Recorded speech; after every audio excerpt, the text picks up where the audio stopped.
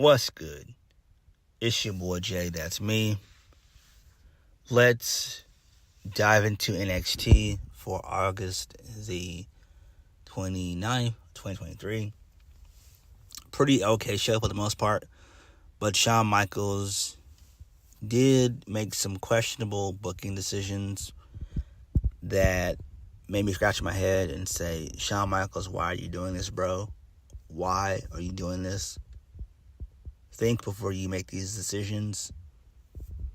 But other than that, the show was pretty okay. So we kicked the show off with the in memoriam of Terry Funk and Bray Wyatt.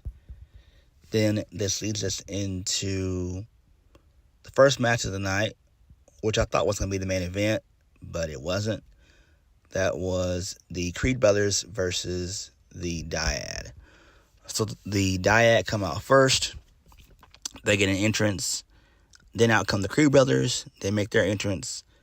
Then all the members of Schism beat down the Creeds. And they take away Brutus for a good, I want to say, 5 to 8 minutes of the match. So this becomes a handicap match. Julius Creed versus the Dyad. So Julius comes back towards the end of the match, and he literally goes apeshit. He beats down all the members of Schism, all the guys in the yellow mask. He beats them down. He then starts going apeshit in the cage, and at one point in the match, he rips the cage door open, and that crowd went insane. It was a holy shit chant. I was like, oh shit, and he started wailing on the Dyad. So the finish was the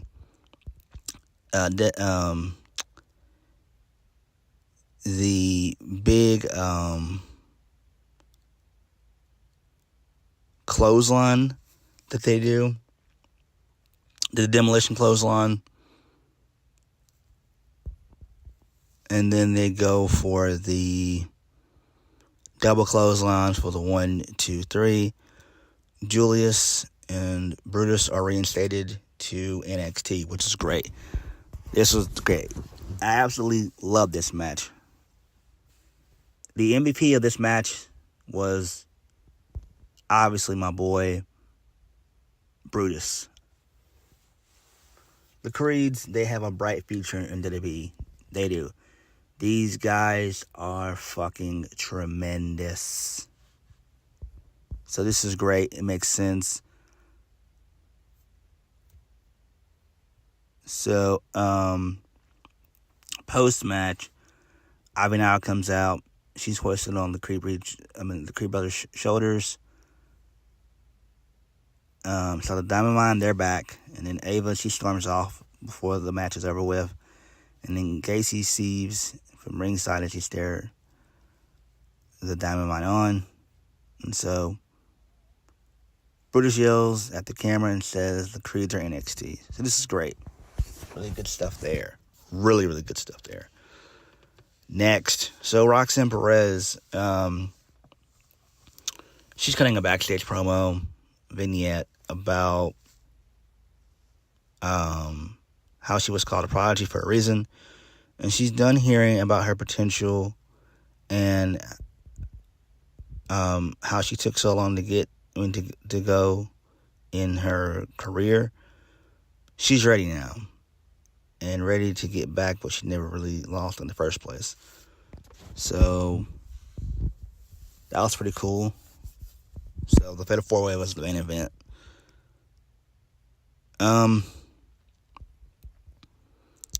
Moving on. So Carmelo Hayes approaches Tony D and Stacks. They're backstage. They're talking about being the champions. Then out of nowhere, for whatever reason, the Street Profits, they show up. The Street Profits say they like what Carmelo is doing as champion. Carmelo thanks them and says he has to go silence the rah-rah and erase this asterisk from his record. And then he dips out. And so the family and the Prophets talk about how the Prophets used to run things around here. And it sounds like the two teams want to face off next time the Prophets are here. So that's okay. And then out of nowhere, Dana Brooke, Kalani Jordan, Lola Vice, and Electra Lopez, they're all brawling. And that's awesome. I love that. That was really cool right there. So we then go into the NXT Heritage Cup. Global Heritage Cup Invitational. So it's round 1 for Group A. So, the Metaphor, they're in the VIP luxury box. So, Charlie Dempsey, he's in the ring with Drew Gulak and Damon Kemp. They have the American flag on display. I didn't know that Charlie Dempsey was from the U.S., but he is, which is great. So Vic goes over the rules, basically, on commentary. So, Butch, a.k.a. Pete Dunne, versus Charlie Dempsey. Pete Dunne gets the win. It was short, so he wins with the bitter end. It's only lasted maybe, I want to say, 5 minutes. I'm pissed that Charlie Dempsey didn't win. Come on, man. Like, this makes 0 sense. I don't get it. I don't. But it's Shawn Michaels. This is one of his crazy booking decisions I was talking about. Butch didn't need to win this. So, post-match, Vic shows us the standings, and Butch has 2 points for the pinfall win. And,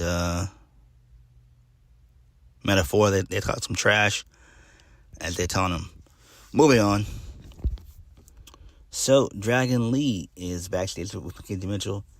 She asked if Dragon Lee feels like last week's mixed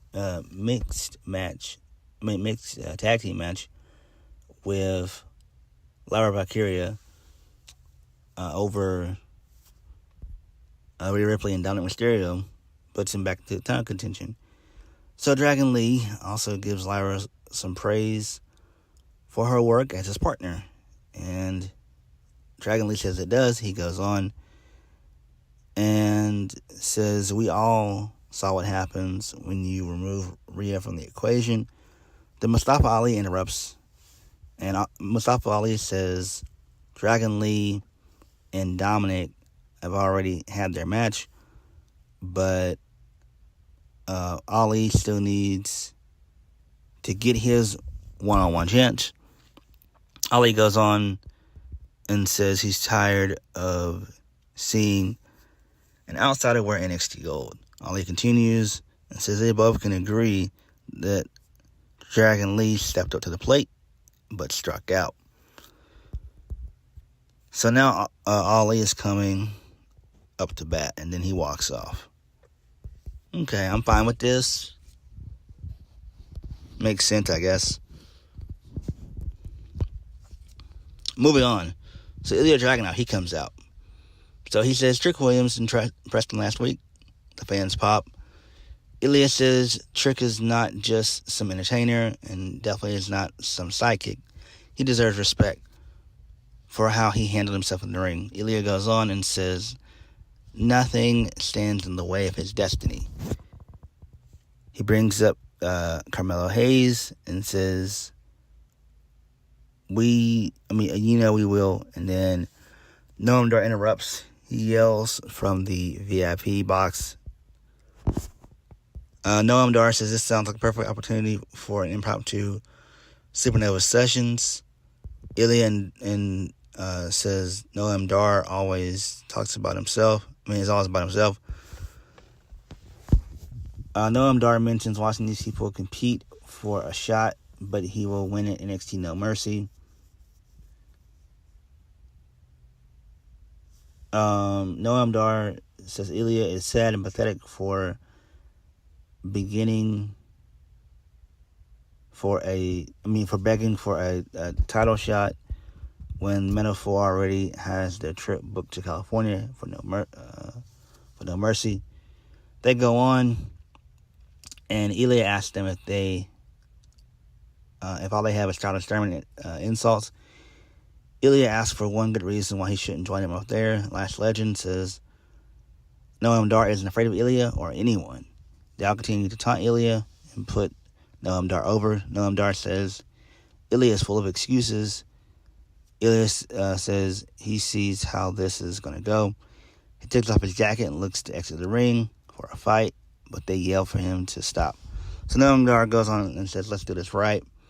Next week, we'll get the fans what they want. Ora Mensah speaks up and heads to the ring because Ilya does not belong in the same ring as Noam Dar. So Ilya speaks some German and warns that he'll break Mensah, and then Mensah enters in the ring, and Ilya unloads on him.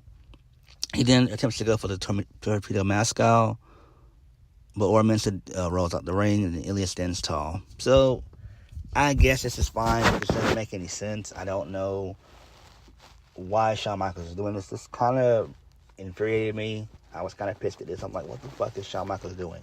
It makes zero sense to do this. Again, Ilya's main focus should be the NXT Championship. That should be his main focus. Nothing more, nothing less. All right? But I guess they're just doing this just to do it. I guess this will probably all circle back around to Carmelo Hayes, more than likely. At least I hope. Moving on.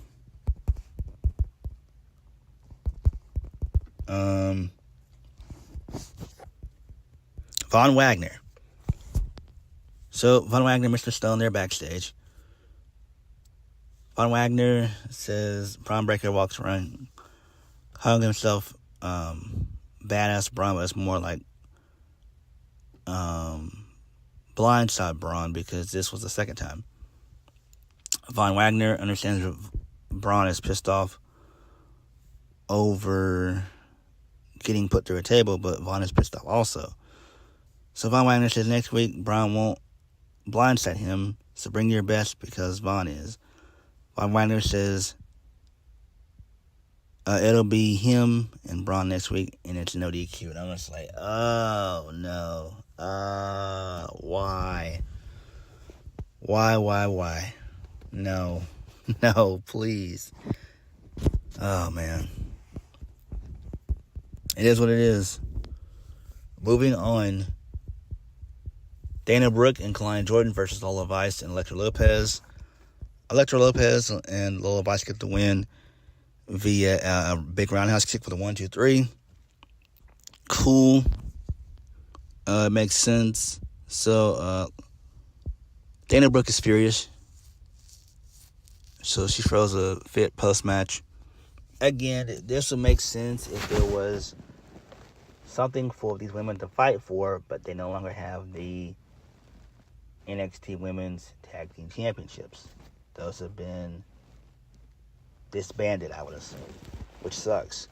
Because Alba Fire and Isla Dawn, who lost those championships months ago, they have been nowhere at all. They've been nowhere to be found. They have been, I guess, in catering, locked up for the past, 2.5 months? We haven't seen them since. I don't know. Not a good look. Not a good look. But that's what these women need. They need to have the women's titles back, tag titles back. They do. Moving on. So we get a Gigi Dolan promo. She says NXT Women's Champion Tiffany Stratton is stupid for allowing her in this match. Gigi goes on and says that she'll see Tiffany Stratton next week. Okay, moving on. So Trick Williams is backstage when Carmelo Hayes walks in. Trick says Carmelo did his thing at Heatwave. Trick mentions how he just talked to the Street Profits. So Carmelo Hayes isn't interested at all. They go on until Carmelo asks Trick if he thinks he can beat Ilya Dragunov since Trick was in the ring with him last week. Trick says he thinks Carmelo can, and then Carmelo doubts the answer. And then Carmelo yells now and says he's coming to Trick because he trusts him. Can I beat Ilya? Yes or no? Trick hesitates and says, and Carmelo says that's all he needed to hear. And then Carmelo walks off. And then Trick says he doesn't think Carmelo can beat Dragunov. He knows he can. So I'm guessing they're still going to try to split up Trick and Melo, which is a bad move, but it looks like that's where things are going to be heading, if we're being honest. Moving on, Dyad versus Eddie Thorpe. Didn't care about the match, didn't watch it. Dyad gets the win via the Cyclone Kick. Who cares? Moving on. So, we get a promo from Kiana James. She says she does not make excuses. She makes things happen, and at any cost, because her success is measured in cash. Kiana James says tonight she will do anything it takes to win. Okay, fine with that. Moving on. Baron Corbin is backstage, yelling at a production assistant. When Braun Breaker shows up, Corbin asks what Braun wants.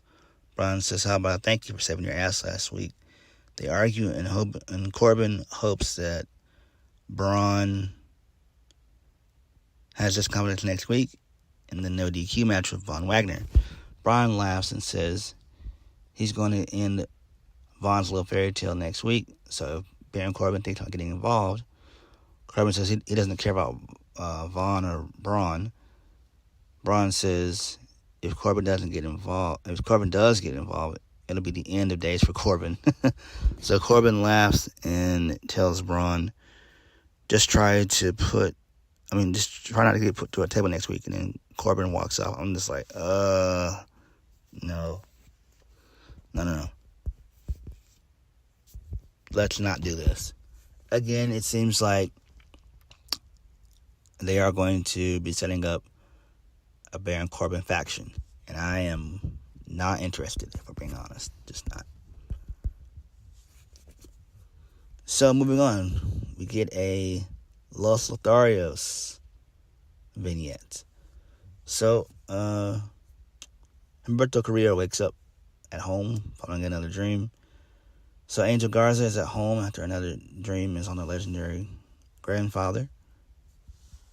So Humberto visits Angel at his home, and they both realize that they had the same dream and that their grandfather was talking to them. They also both have this claw mark logo on their upper chest. So we see footage from their careers and his. They talk about their grandfather is looking down on them. So they needed to start over from scratch after having everything ripped away from them. Their grandfather was a great luchador, but a great man. Humberto is his heart, and Angel has his fire.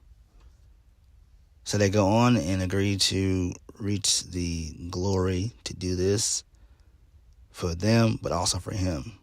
And then they're going to be back next week, and that's going to kick major ass. Great. So then we get a Bray Wyatt tribute video, which was great. It was from SmackDown from last week. And then we come back. The crowd chants, "Thank you, Bray." And the crowd's lit with the fireflies. And then we get the rocking chair. So that was great. So really good stuff there. I'm still shocked at that. It's just still shocking to me. Moving on. So we get a Blair Davenport promo to talk about the main event. Blair Davenport says tonight she has to face all former champions. And while she's not one, she does have a decade of destruction. So Blair Davenport goes on and says tonight she gets to destroy 3 for the price of 1, which was a good promo. Really good promo. Moving on. So Rhea Ripley and Dom, they did an Instagram reel video. They mocked Dragon Lee. And Rhea says it doesn't matter what happened in Heatwave because she'll make sure Dominic keeps the title until he retires. Champ for life, Dominic says. Dominic laughs at how Dragon Lee and Mustafa Ali keep arguing over who will face him next. Dominic says they can fight it out and he'll see the winner at No Mercy. So Dominic agrees with Rhea that there must be a winner in this match. So he's going to be the special guest referee for Dragon Lee versus Mustafa Ali. I believe that's next week. And then Rhea says Dominic will look so hot in a referee shirt. I'm just like, oh my God. So that's fine there. Again, I hope that this doesn't lead to a triple threat match. If this leads to a triple threat match, Shawn Michaels, you idiot. Don't do it. For the love of God, don't do it.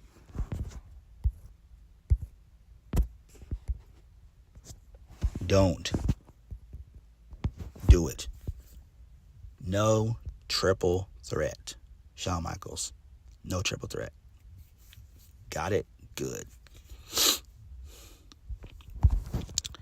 All right.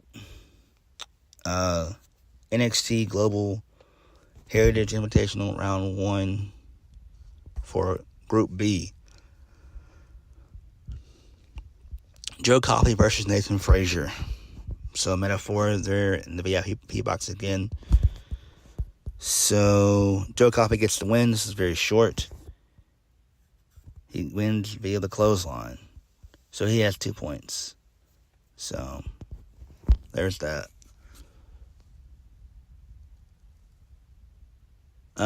We go to Chase University, but Thea Hale has missed class.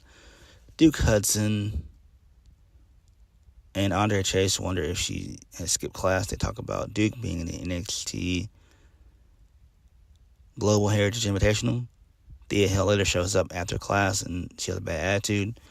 Duke says it was just one class she missed, but this class was important. Thea Hale says she's not going to study hall because she's going out tonight. And then we see JC Jane.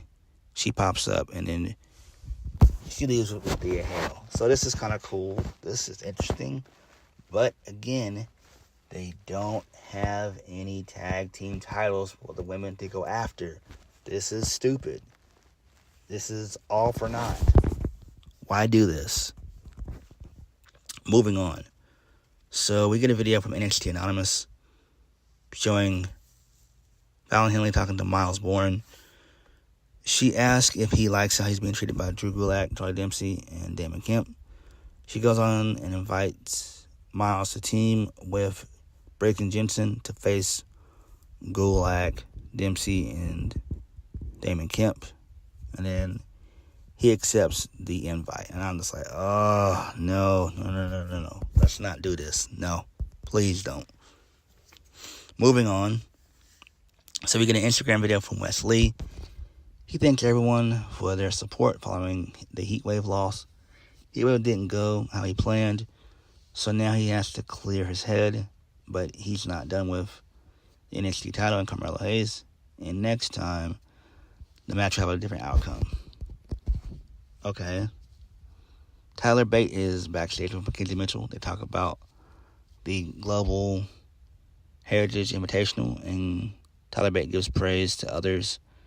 Tyler Bate then addressed Dabba-Kato as he has to deal with him before winning the tournament. So Tyler Bate issues a challenge to Dabba-Kato for next week, and he says he'll be the David to Dabba-Kato's Goliath. And I'm just like, Shawn Michaels, you gutless coward. Turn this man heel. He has been the same guy for 8 years. Turn this dude heel. Please. Turn him heel. You coward. You coward.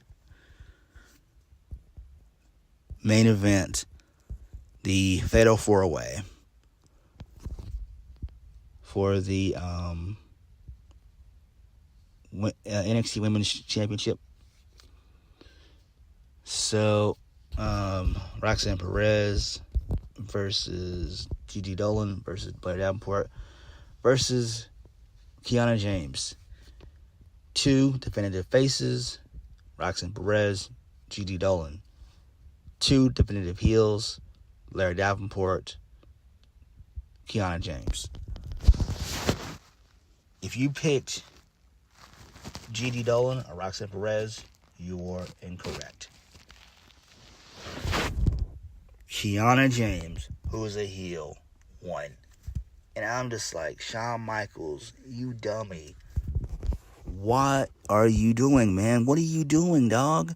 This makes no sense. This is heel versus heel. This is stupid. This is heel versus heel. These are definitive heels. I don't get it. Absolutely dumb on his part. I don't get what Shawn Michaels is doing. I really don't. This is weird to me. And then post-match, Tiffany Stratton comes out and she stares down Kiana James. And I'm just like, oh my God, this is absolutely so stupid. This dumb. Dumb. Why couldn't you give it to Roxanne Perez or Gigi Dolan? Those were your clear, definitive baby faces. Again, you have a pay-per-view to build in 4 weeks. No mercy. You got 4 weeks to build it. And Tiffany Stratton does not have an opponent at all. Shawn Michaels, my bro. What are you doing, dog? So, before the show ends, the camera cuts backstage to Carmelo Hayes. He's walking into the office of Shawn Michaels. And then he says, we need to talk. And then NXT goes off the air. So again, okay show for the most part. Again, Shawn Michaels has made some dumb booking decisions. But it is what it is. But come on, Shawn. Why are we doing 2 definitive heels? Tiffany Stratton and Kiana James. It doesn't make any sense. I don't get it. The Global Heritage Cup Invitational, it's okay. It's pretty cool, but this is what should be done for the women. Or even for the NXT Championship. Like, I don't get it. If the matches are short like this, like they have been, I'm fine with it, but in my opinion, this is just a waste of time. But overall, NXT was decent. What did you guys think? Please hit the like button, comment down below, and subscribe to my videos. I'll catch you guys later. Peace.